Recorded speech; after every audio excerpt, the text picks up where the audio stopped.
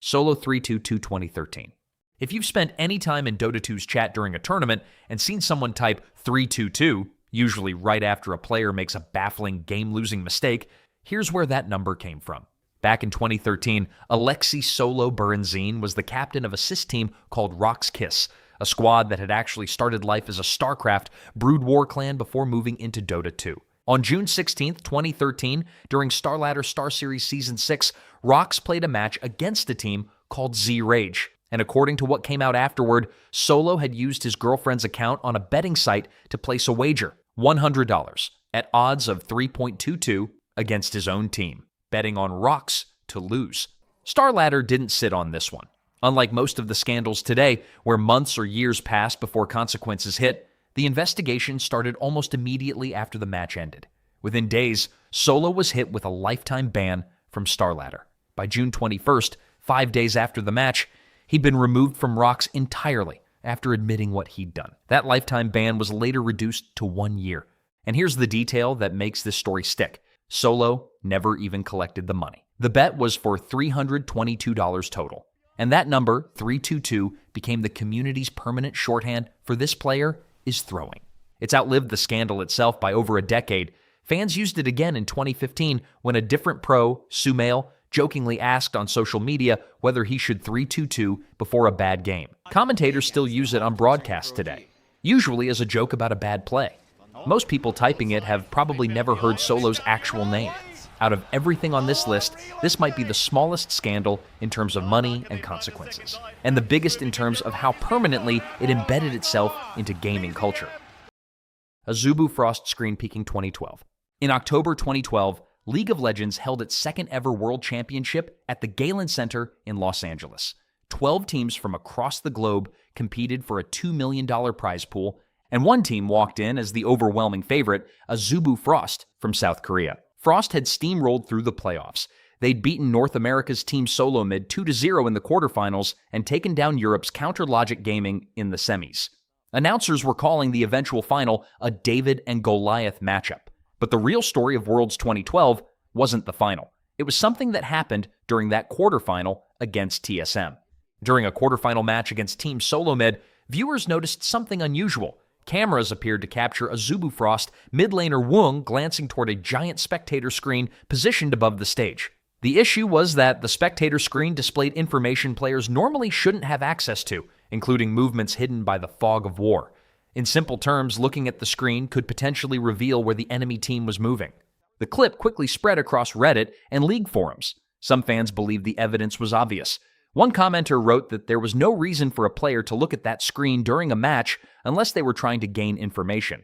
Others defended the player, arguing that a quick glance wasn't enough evidence to accuse someone of cheating on the biggest stage in the world. As the controversy grew, Riot Games launched an investigation. After reviewing the footage, Riot concluded that Wung had indeed looked at the screen. However, instead of disqualifying the team, Riot issued a $30,000 fine. That decision immediately sparked another debate. Many fans felt that a financial penalty wasn't enough, while others argued that there wasn't enough evidence to prove the glance actually changed the outcome of the game.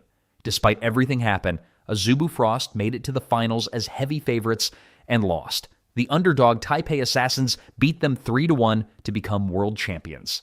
KQLY CS Go VAC Ban 2014. Sometimes a scandal isn't about a single match, it's about a single click. Hovik KQLY Tavmassian was one of the most exciting young players in Counter-Strike. The French sniper had won ESWC 2013 with Clan Mystic, then put up top 8 and top 4 finishes at major European lands with Team LDLC. When he joined the new roster Titan, they immediately won DreamHack Stockholm. Everything was trending up. Then, on November 20th, 2014, just 1 week before DreamHack Winter, a $250,000 tournament, KQLY's Steam profile showed something nobody expected, a VAC ban. Valve Anti-Cheat had flagged him for using cheat software. Titan suspended him immediately, then cut him. And because of how qualification worked, Titan lost their spot at DreamHack Winter entirely. The next day, KQLY made a statement. He admitted the ban was justified, but claimed he'd only used the cheat for about a week and never during an actual competitive match. Not everyone bought it. A former Epsilon player, Foxy0, came forward saying he was 100% sure KQLY had been cheating since March of 2013. over a year and a half. The aftermath went beyond just KQLY. This ban wave triggered a full-blown panic across the CSGO scene. Players who looked even slightly off on camera, like Sweden's Flusha, found themselves accused by the community, fairly or not. KQLY tried to return to competitive play in 2018, signing with a team called Vexed under a new ESL policy that allowed VAC banned players back after 2 years. The response from other pros? They refused to play against him. To this day, his name is shorthand in the CS community for one thing. The moment cheating stopped being a random player problem and became a top team problem. TSM Reginald 2022. Not every scandal on this list happens on a stage or a server. Some happen in conference rooms, and this one is about what happens behind the curtain at one of esports' most powerful organizations. TSM, or Team Solomid, is, by most rankings, the most valuable esports organization in the world. It was founded in 2009 by brothers Dan and Andy Din. Andy, better known by his old player handle Reginald, and became the CEO. And for years, he was also one of the most controversial figures in League of Legends. In November 2021, retired pro player Yiliang Double Lift Peng went on a live stream and said something that broke the dam. He called Din a bully who gets away with being a bad person because he's powerful, and said people were too afraid to stand up to him. That single moment triggered an avalanche. 2 months later, in January 2022, Wired published a report citing multiple current and former TSM employees who described a pattern. Din allegedly calling staff stupid and worthless, publicly humiliating people in front of coworkers, and messaging employees after hours to criticize them. Riot Games, the publisher whose league TSM competes in, responded by launching its own independent investigation, hiring the law firm O'Melveny and Myers, separate from whatever TSM itself was doing internally. In May 2022, the Washington Post added more fuel, describing what it called a culture of fear inside TSM, including a claim that Din fired the company's head of HR just weeks after hiring them, reportedly over a disagreement. Then came the results, and they were messier than a simple guilty or innocent. TSM's own internal investigation, released in November 2022, found no evidence of unlawful conduct tied to discrimination based on protected characteristics, but it also confirmed that Din gave feedback in what investigators called an aggressive and harsh tone. Multiple witnesses described him as a bully who created a culture of fear, while 25 of the 31 people interviewed said they didn't experience the workplace as toxic. Two very different pictures from the same investigation. Riot's own ruling, issued that same year, was more decisive. They fined TSM roughly $75,000 and placed Din on 2-year probation across every league Riot runs, citing what they called a pattern and practice of disparaging and bullying behavior. Faker DDoS attack. In late February 2024, the Korean League of Legends server, home to the LCK, came under a sustained wave of DDoS attacks. A DDoS attack floods a server or connection with traffic until it can't function properly. And that's exactly what started happening to Korean solo queue and, eventually, to live broadcast matches. On February 25th, matches between DRX and D+ Kia, and between Ox Savings Bank Brian and Kwangdong Freaks were disrupted badly enough that they had to be rescheduled and played privately, online, away from the normal broadcast setup. But the team that became the face of this crisis was T1, and specifically, its players. Jungler owner, bot laner Gumayusi, and support Korea were repeatedly hit with attacks during their personal live streams, to the point where the team said it became nearly impossible to get proper solo queue practice in for weeks. Then, on April 4th, 2024, T1, the reigning world champions, led by Faker, lost 0-3 to KQLY Life Esports in the spring playoffs. In the press conference afterward, Faker didn't make excuses about strategy or mechanics. He said, "I believe it is true for me to state that we were not given a fair opportunity to practice compared to other teams." He also admitted the team simply played below their level that day. It got worse.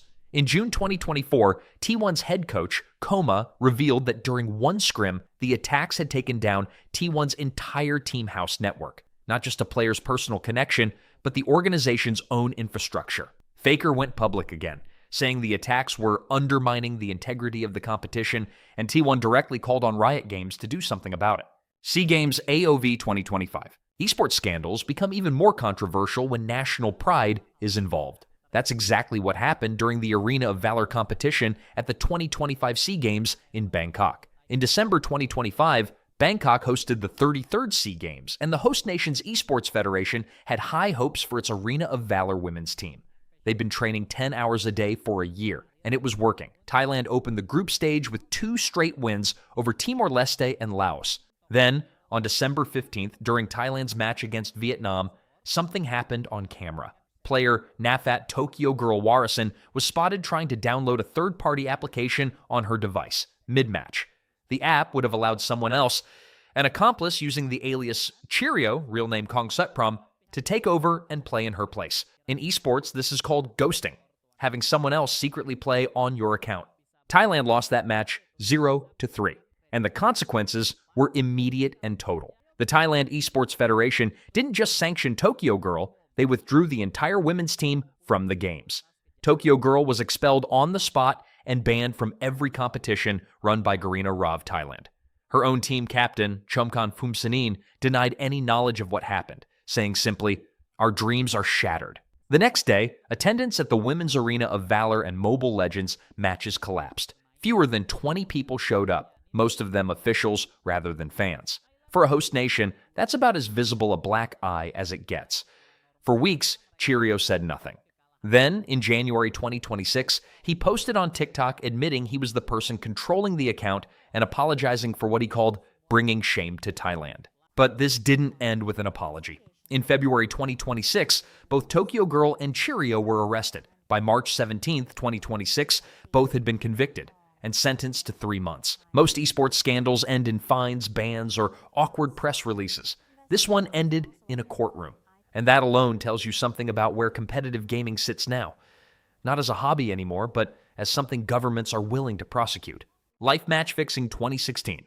If Azubu Frost scandal was about a single glance, this next one is about an entire career. When discussing the greatest StarCraft II players of all time, one name almost always appears near the top of the list: Life. At an incredibly young age, he became the youngest player ever to win the global StarCraft League, walking what the community calls the Royal Road, winning your first Premier tournament on debut.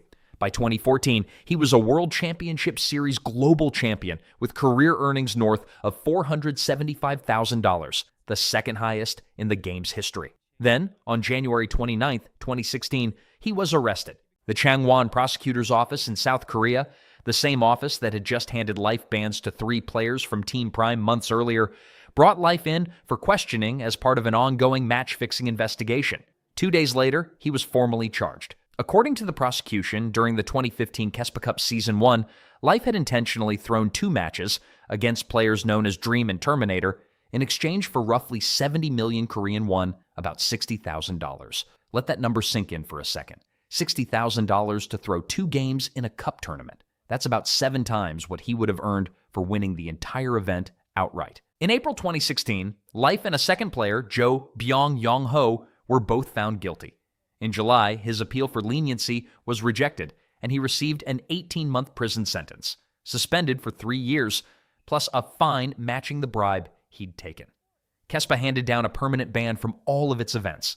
What makes this scandal land so hard isn't just the betrayal, it's the context. This wasn't an isolated incident. Korean StarCraft had already been rocked once before in 2010 when 11 players, including the legendary Savior, were banned for a nearly identical scheme. And just months before Life's arrest, 3 players and a coach from Team Prime had gone through almost the exact same process: arrest, charges, and life bans. The pattern, according to investigators, was always the same. Brokers would approach players posing as fans, build a relationship, and then make the pitch. And once one of the greatest players in the game's history said yes, it sent a message that nobody, not even the best, was untouchable. To this day, Life's case is treated as the moment Korean StarCraft fans stopped being able to fully trust what they were watching. iBUYPOWER Match Fixing 2014. On August 21st, 2014, at the CEVO Professional Season 5 tournament, the best Counter-Strike team in North America walked onto the server as massive favorites and got destroyed, 16 rounds to 4. The team was iBUYPOWER, DaZe, Steel, Swag, AZK, and Skadoodle. Their opponent, NetCodeGuides.com, was a team that on paper simply wasn't on their level. But it wasn't just that they lost, it was how. Viewers watching live noticed iBUYPOWER going for flashy, unnecessary knife kills instead of playing to win, and not seeming particularly bothered when those plays didn't work. Afterward, the team chalked it up to jet lag and unfamiliarity with the map being played.